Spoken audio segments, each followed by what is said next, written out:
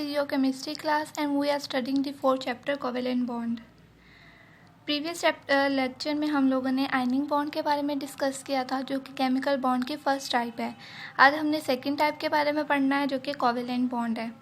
A chemical bond which is formed by the mutual sharing of electrons, मतलब वो bond जो कि electrons की म्यूचुअल शेयरिंग से बनता है। ठीक है, मतलब अगर दो एटम्स के दरमियान बॉन्ड बनना है तो दोनों एटम्स ने म्यूचुअल शेयरिंग करनी है, मतलब दोनों एटम्स ने अपना एक एक इलेक्ट्रॉन देना है तब ये बॉन्ड बनेगा।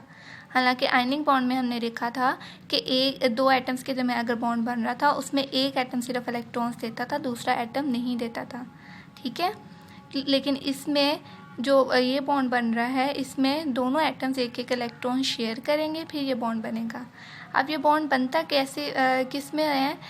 ये ग्रुप 13 to 17 जो है पीरियोडिक टेबल में 13 to 17 ग्रुप के मेंबर्स के दरमियान ये बॉन्ड बनेगा।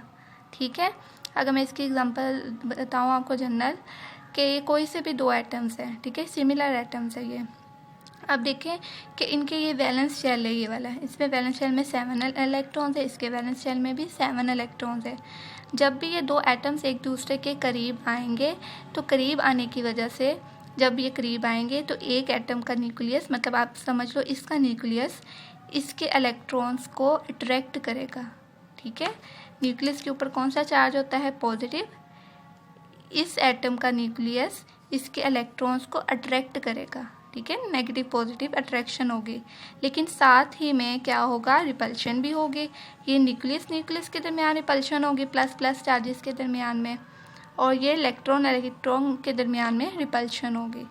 ठीक है, जैसे जैसे ये करीब आते जाएंगे तो इनमें रिपल्शन भी होगी और अट्रैक्शन भी होगी। अट्रैक्शन किसके दरमियान होगी? ये इसके इलेक्ट्रॉन और इसके न्यूक्लियस के दरमियान में, प्लस नेगेटिव चार्ज के दरमियान।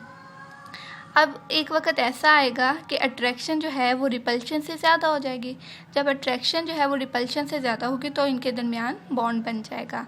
वो बॉन्ड कौन सा होगा? Covalent bond. ठीक है, ये एटम ने अपना एक इलेक्ट्रॉन शेयर किया और ये एटम ने अपना इलेक्ट्रॉन शेयर किया तो इनके दरमियान ये बॉन्ड बन गया। ठीक है, अब ऐसे एग्जांपल्स में इसमें एग्जांपल्स है हाइड्रोजन की। ठीक है, H2 इसमें दो H जो है वो आपस में म्यूचुअल शेयर से इलेक्ट्रॉन म्यूचुअल शेयरिंग कर रहे हैं, बॉन्ड बना रहे। क्लोरीन, नाइट्रोजन और ऑक्सीजन गैस, इन सब में जो है वो कोवेलेंट बॉन्ड बन रहा है। ठीक है, अब आगे है टाइप्स ऑफ कोवेलेंट बॉन्ड। इससे पहले ये एक एग्जांपल मैं हाइड्रोजन की बता रही हूँ कि ये एक हाइड्रोजन का एटम है और एक ये हाइड्रोजन का एटम है। ठीक है, इसके दरमियान इसका एक इलेक्ट्रॉन जो है वैलेंस शेल में, एक इसका इलेक्ट्रॉन, दोनों जो है ये शेयर करेंगे और आपस में बॉन्ड बना के H2 बना देंगे। अब टाइप्स ऑफ कोवेलेंट बॉन्ड जो है, इससे पहले मैं आपको एक टर्म बताती हूँ, बॉन्ड पेयर। वो इलेक्ट्रॉन्स जो कि पेयर अप होते हैं और केमिकल बॉन्ड बना देते हैं। ठीक है, वो इलेक्ट्रॉन्स जो पेयर अप हो, जैसे ये इलेक्ट्रॉन थे, इसका एक इलेक्ट्रॉन और इसका इलेक्ट्रॉन, ये दोनों आपस में पेयर अप होंगे, मतलब पेयर बना देंगे। पेयर बनाने की वजह से ये केमिकल बॉन्ड बनाएंगे। ठीक है, तो ये इलेक्ट्रॉन्स को हमने क्या कहना है? बॉन्ड पेयर कहना है। ठीक है, अब ये डिपेंड करता है नंबर ऑफ बॉन्ड पेयर्स कि कितने बॉन्ड पेयर बने हैं, कितने इलेक्ट्रॉन आपस में पेयर अप हो कि कितने उन्होंने बॉन्ड पेयर बनाए हैं। इस लिहाज से कोवेलेंट बॉन्ड की टाइप से अगर तो एक बॉन्ड पेयर अप हो के एक बॉन्ड बना रहा है उसे हमने सिंगल कोवेलेंट बॉन्ड कहना है। अगर दो हैं तो उसे डबल, और अगर तीन है तो उसे हमने कहना है ट्रिपल कोवेलेंट बॉन्ड। ठीक है, जितने बॉन्ड जो है पेयर बॉन्ड जो है वो बन रहे हैं उस लिहाज से बॉन्ड बनेंगे। नेक्स्ट है सिंगल कोवेलेंट बॉन्ड। अब हमने थोड़ी थोड़ी डिटेल पढ़नी है सिंगल, डबल और ट्रिपल की कोवेलेंट बॉन्ड। पहले सिंगल कोवेलेंट बॉन्ड देखें।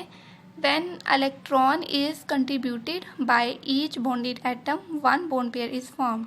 ठीक है, अगर एक इलेक्ट्रॉन जो है कंट्रीब्यूटेड एटम में से शेयर हो रहा है, मतलब अगर दो एटम्स के दरमियान बॉन्ड बन रहा है तो एक इलेक्ट्रॉन एक एटम से आया है और एक जो है वो दूसरे से आया है, तो उससे क्या बना है? बॉन्ड पेयर बन जाता है। ठीक है, एक पेयर में दो ही होती है ना चीज़ें, तो इसमें बॉन्ड पेयर में भी दो इलेक्ट्रॉन है।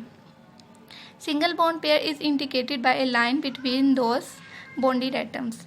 ठीक है, दो एटम्स के दरमियान सिंगल लाइन से, ये हमें अगर सिंगल लाइनों से पता चल जाता है कि ये सिंगल कोवेलेंट बॉन्ड है। अब ये इसके 4 एग्जांपल्स हैं, हाइड्रोजन, क्लोरीन, हाइड्रोक्लोरिक एसिड और मीथेन।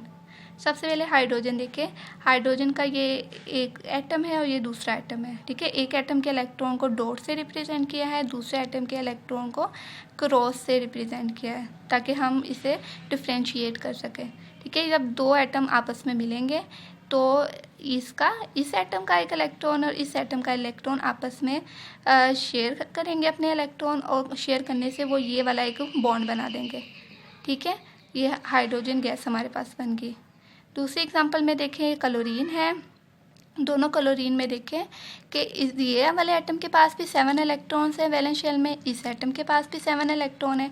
इसके इलेक्ट्रॉन्स को डॉट से रिप्रेजेंट किया, इसके को क्रॉस से किया है, ठीक है। अब देखिए दोनों ने अपना एक एक इलेक्ट्रॉन शेयर किया है, उन्होंने एक सिंगल लाइन से बॉन्ड बना दिया है, क्लोरीन गैस। इसी तरह हाइड्रोक्लोरिक एसिड में भी ऐसा ही होता है। हाइड्रोक्लोरिक एसिड में हाइड्रोक्लोरिक एसिड में भी हाइड्रोजन ने एक इलेक्ट्रॉन शेयर किया है और 7 इलेक्ट्रॉन्स जो है वो क्लोरीन के पास है, ठीक है। वैलेंस शेल में से एक इलेक्ट्रॉन क्लोरीन ने शेयर किया और एक हाइड्रोजन ने शेयर किया, तो HOCl के दरमियान बॉन्ड बना के HCl बन गया। इसी तरह मीथेन में देखिए कार्बन के वैलेंस शेल में 4 इलेक्ट्रॉन होते हैं, ये क्रॉस से रिप्रेजेंट हो रहे हैं, और ये 4 इलेक्ट्रॉन जो है हाइड्रोजन जो है वो इसे शेयर करेगा। एक हाइड्रोजन एटम इधर अटैच हो जाएगा, एक इधर एक इधर। 4 हाइड्रोजन ने अपने 4 इलेक्ट्रॉन्स दिए, तो उन्होंने इस तरह से बॉन्ड बना दिए इसके साथ, ये मीथेन।